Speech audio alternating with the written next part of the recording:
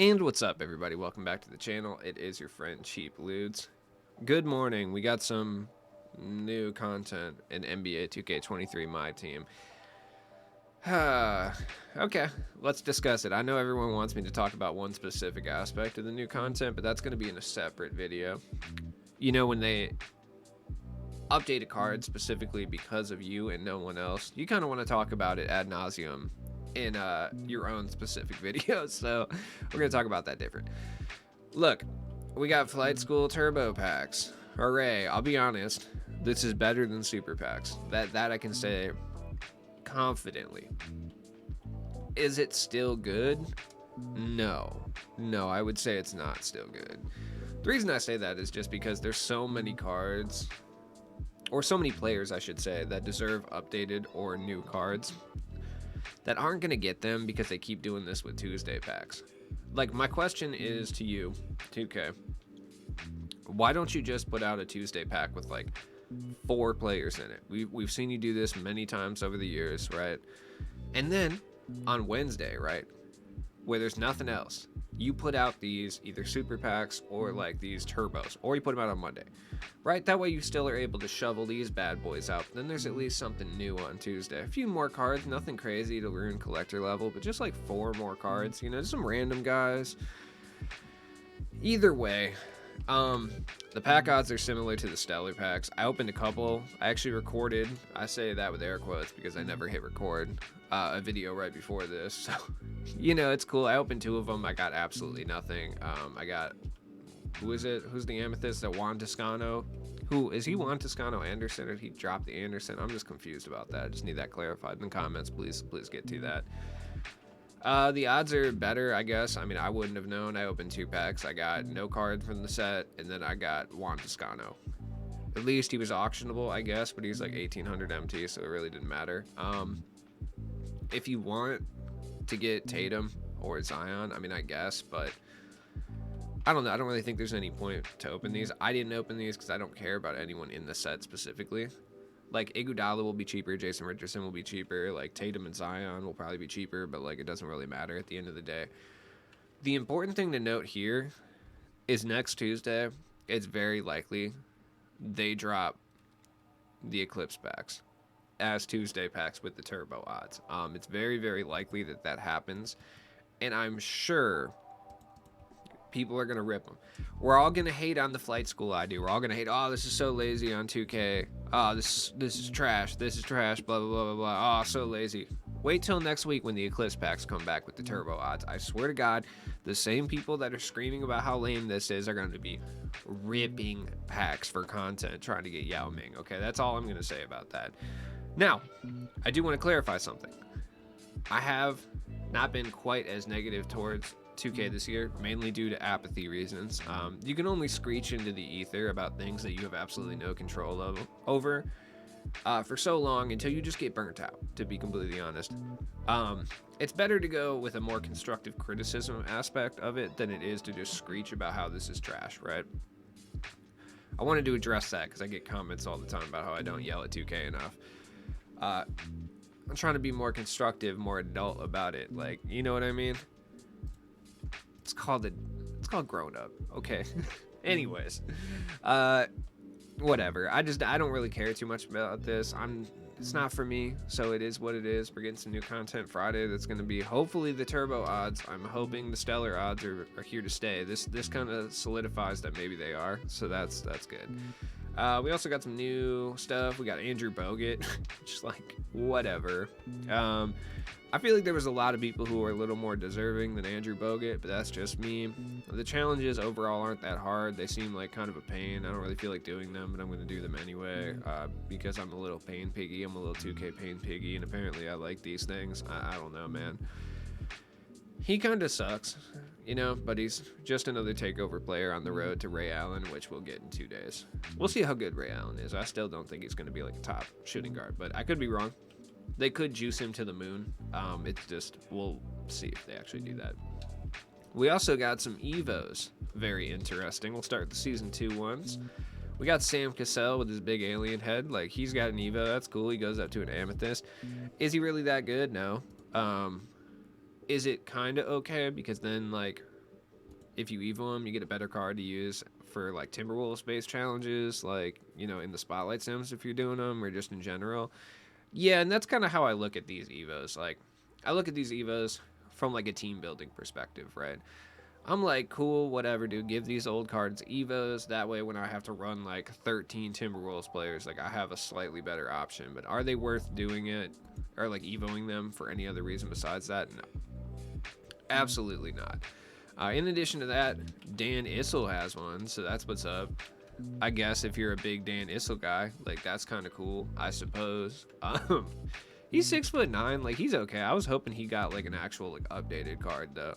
He gets decent though. He turns into a diamond, 6 Hoff badges, goes up to an 88-3. He's got that Kevin Love release, which I think is actually really, really solid. He plays okay defense too. He's just like aggressively mid. Like, I was thinking about picking him up, but he's like 50k for no reason. So this is where a lot of the MT is going to be coming from for a lot of people flipping these old cards. If you have any of these old cards, especially once they start to get evos, this is where a lot of the MT is going to come from. And when I say that, I mean like this is the way you're going to make a lot of MT. Next up, we got Season 2 Select Sidney Moncrief, who got an Evo. Once again, I mean, he looks okay. I should have got this card when he was available in Unlimited. I just didn't really feel like it.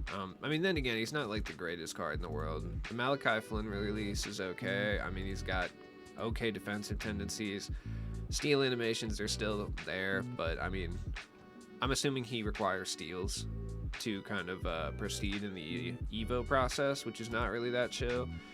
Whatever. Once again, just another mid card, nothing crazy. I don't really care too much about it. I think it's fine though. Like, it doesn't really matter at the end of the day to me. Then we got Isaiah Thomas. Isaiah Thomas is an interesting one because that Dumars duo is already pretty good. And then he goes up to 14 Hoff Pink Diamond, which is very interesting with the Dumars duo, by the way, which actually improves quite a bit. So he gets way better, and that Luke Kennard base is actually good. Trae Young dribble style is solid. Like, he ends up being like pretty decent.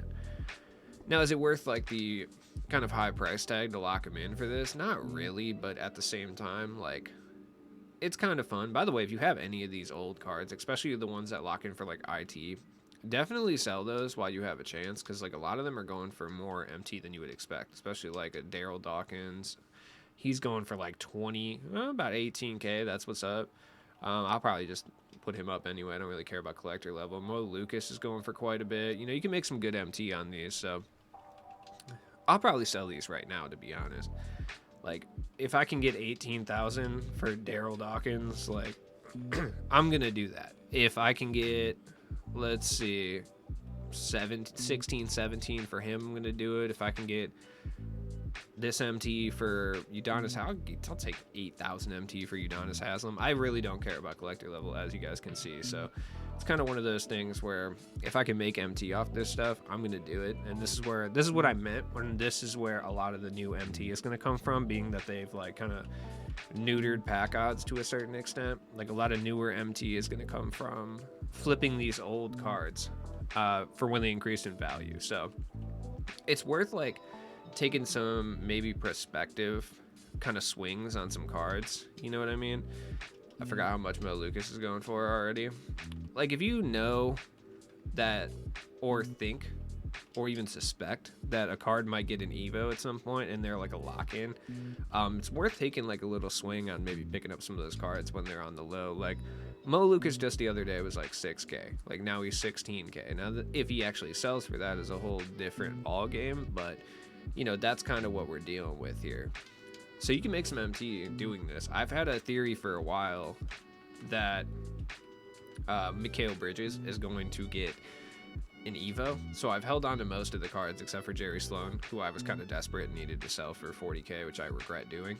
Granted, I could buy him back for 32 and still have made 8k if I really wanted to. Just not really sure. But guys like JoJo White, Bill Embiid, Sam Cassell, Rod Strickland, like, you can make quite a bit of MT on these. Anyways, back to the Evo situation. Rolando Blackman, very interesting. I did not expect this one. Like, I'll be honest, I didn't.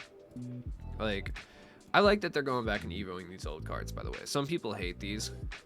just because they're like not very good, which I totally understand. They are in fact not very good, but it's just cool to see them give these cards evos if they're not going to give them new versions anyway. You know, that's kind of my thought on it. Like, if we're not going to get new versions of these cards regardless, because you guys don't want to do Tuesday packs for some reason, I mean, at bare minimum, it's cool that we're at least getting some evos on some of these guys so you can make them good. Like, I'd like an evo Mark West, or like a little Desmond Mason action or something. Whoever Rory Sparrow is, sure. Wally Walker, look at this man, you know he hoops. Like, just give him the evo. Got a new moments card also. Honestly, can't even remember if I talked about it. We got Cam Thomas, like, cool, I guess, once again. Is he very good? No. Does it matter? Also, no. I mean, anybody who's picking up Cam Thomas is either just a collector or is just picking him up for fun, or like an all-nets team or something like that. So it doesn't really matter at the end of the day that he's not the greatest card. We all know that moments cards are not the greatest cards. Like, they're going to release a Donovan Mitchell or a Joel Embiid or a Drew Holiday every once in a while. Somebody who's like really, really good. But for the most part, they're going to be more closely associated with like Jalen Duren or like Andrew Nebhard, where they're just like kind of okay, I guess. Cam Thomas is there. I would put Markkinen in that very good category with these three up here, actually, and Drew.